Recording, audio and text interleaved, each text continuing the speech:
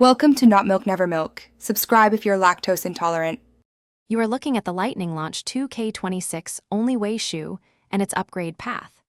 This shoe increases acceleration by 12 points and vertical by 5 points.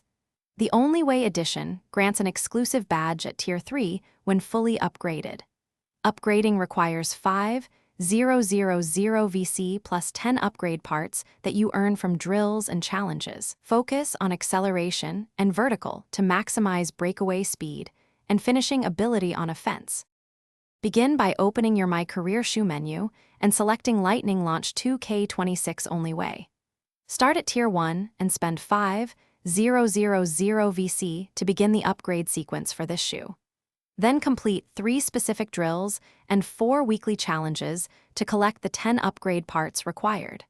Return to the shoe menu and apply parts to increase attributes. Allocate points to acceleration and vertical first to create the most effective finishing and fast break playstyle. Use the shoe during team practices and attribute sessions to earn part drops more consistently.